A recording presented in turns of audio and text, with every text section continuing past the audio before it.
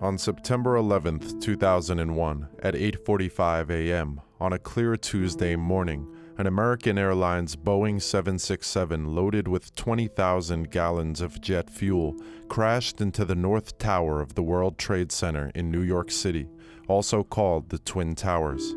The impact left a gaping, burning hole near the 80th floor of the 110-story skyscraper, instantly killing hundreds of people and trapping hundreds more in higher floors. Welcome to Defactos, and today we will share 10 facts about the 9/11 bombing that will blow your mind. Make sure to stick around, like, and subscribe, and check out our other videos with interesting facts. Number 1, the first fact that we want to share with you is the following. The 9/11 bombing on the World Trade Center was not the first terrorist attack. There was another bombing on February 26th in 1993. A truck bomb exploded in a basement-level parking garage under the World Trade Center complex. 6 people were killed and more than 1,000 were injured in what was at that time the deadliest act of terrorism perpetrated on U.S. soil. The World Trade Center bombing plot began in the months before September 1, 1992, when 2 of the main conspirators, Ahmad Ajaj and Ramzi Youssef, arrived in the United States from Pakistan. Upon detecting his poorly falsified Swedish passport, customs agent detained Ajaj and confiscated his suitcase, which contained bombing manuals and anti-American propaganda.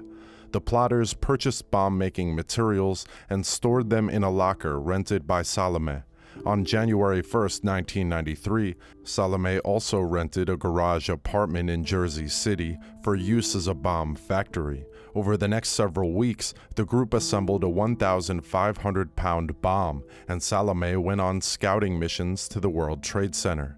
On February 23, 1993, Salome rented a van, which he reported stolen 2 days later in order to establish an alibi.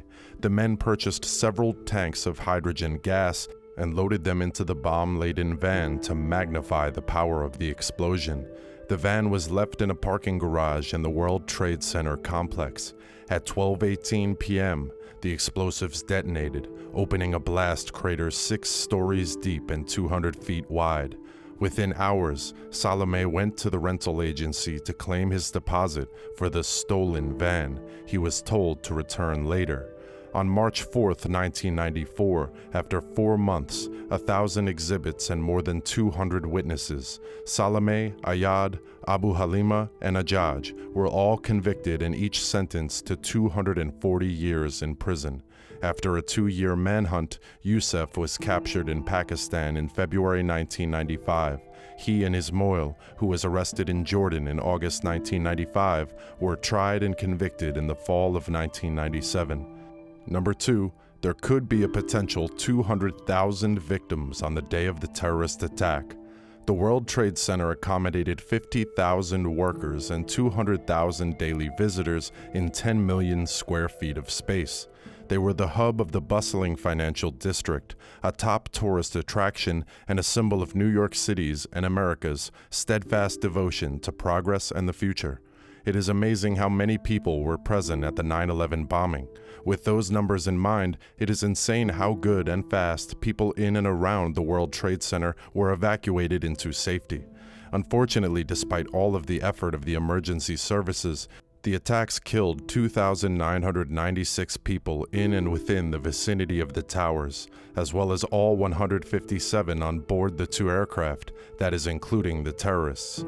Number 3, the cleanup took an astonishing 9 months. After the September 11th attacks on the World Trade Center, the rescue and recovery cleanup of 1.8 million tons of wreckage from the World Trade Center site took 9 months. Multiple buildings next to the 2 towers were majorly damaged and had to be repaired as well. Number 4, retaking control of the plane probably saved many lives. Of the 4 aircraft hijacked on September 11th, the others were American Airlines Flight 11, United Airlines Flight 175, and American Airlines Flight 77. United Airlines Flight 93 was the only aircraft that did not reach its hijackers' intended target. A temporary memorial was built near the crash site soon after the attacks. Construction of a permanent Flight 93 National Memorial was dedicated on September 10, 2011, and a concrete and glass visitors center situated on a hill overlooking the site was opened exactly 4 years later. Passengers aboard United Flight 93 heard about the previous airplane attacks that led to the fact that they wanted to retake control of the plane from hijackers. As a result, the hijackers deliberately crashed the plane in a Pennsylvania field instead of at their unknown target. Number 5. Content of the Pentagon attack was not made public for a long time. Positioned across the Potomac River from the nation's capital, the Pentagon is the nerve center for all things national defense. It's also one of the world's largest office buildings, made up of roughly 23,000 military and civilian employees, including the Secretary of Defense and Chairman of the Joint Chiefs of Staff. The five-sided structure is often seen as a universal symbol of America's strength and security, which made it a target that September morning. The attack on the Pentagon killed all 64 people on board the aircraft and 125 people inside the Pentagon. At the time of the attacks, approximately 18,000 people worked in the Pentagon, 4,000 fewer than before renovations began in 1998. The section of the Pentagon that was struck, which had recently been renovated at the cost of $250 million, housed the Naval Command Center. Almost instantly, videos about the World Trade Center bombing aired on national television. However, from the Pentagon attack, no video content was shown for a stunning 5 years. As from 2006, footage about the Pentagon attack was publicly released. Although videos could be found all over the internet, these were not publicly released videos. The videos that were publicly released had a very poor quality, which was strange to the majority of the people. How could such an important building in the United States of America have such bad quality video surveillance? Number 6. No prepared plan for such a terrorist attack. The extremely chaotic conditions at the World Trade Center site challenged the coordination of rescue and recovery efforts there. The New York City Office of Emergency Management, headquartered at the World Trade Center, lost its entire command center. This was a major blow to the city's overall emergency response. The OEM was the intended coordinator of emergency response among 150 agencies. OEM employees were forced to evacuate in the early hours of the disaster. Many telephone, power, and computer lines were down. The police had closed off Lower Manhattan, making it difficult for officials to get past checkpoints without badges. Only years later, after a lot of research was done, it became clear that both the police and fire departments of New York City did not have procedures for these kinds of terrorist attacks. In fact, the police and fire department had separate response plans to the attack on the World Trade Center. The world, and especially New York City, will never be the same after the 11th of September 2001. We live in a time when movie disaster dramas come true and our very best intentions lay wasted. We need to anticipate all possible scenarios because the unthinkable is now a reality.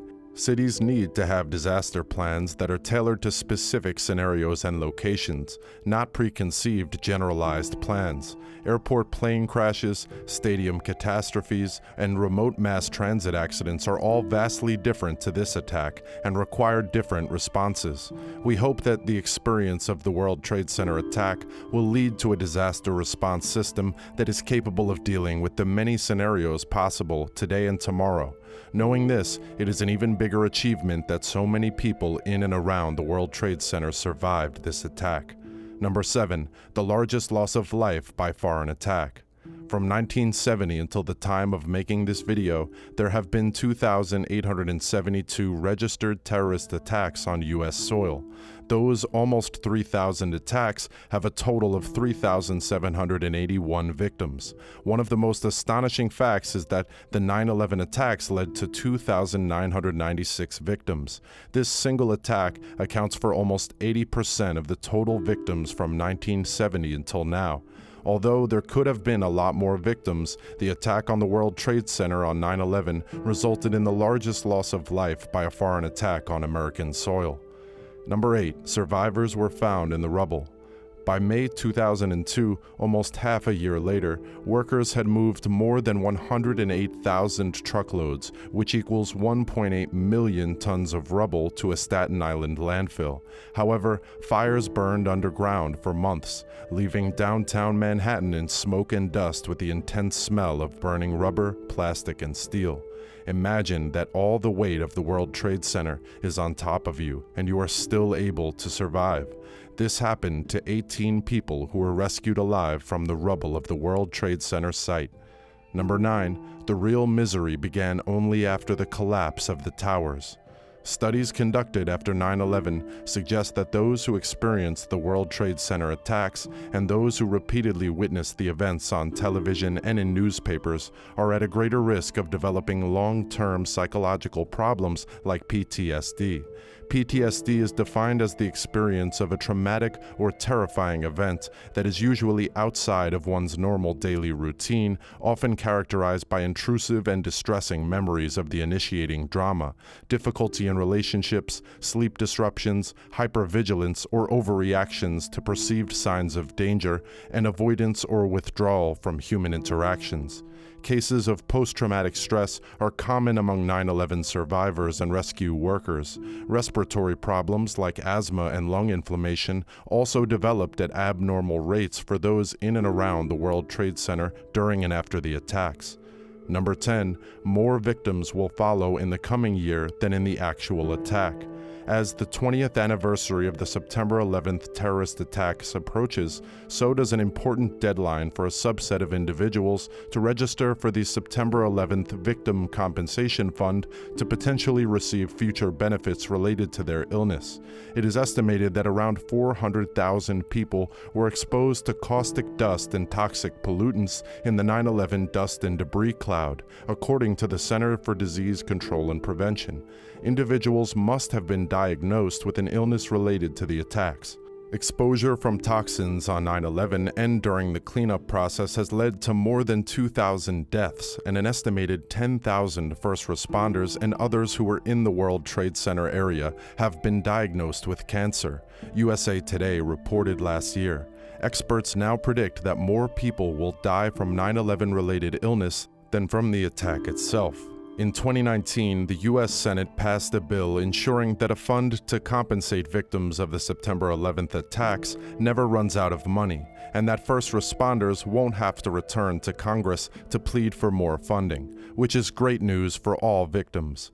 It was only this summer that more money was secured for the September 11th Victim Compensation Fund. Championed by comedian Jon Stewart, recently signed legislation will extend the fund until 2090. Those were our 10 facts about the 9/11 terrorist attack. We hope you learned a little more by watching this video. Thanks for watching, and make sure to subscribe to our channel and turn your notifications on. We recently started making content and will soon release more interesting videos that you must watch.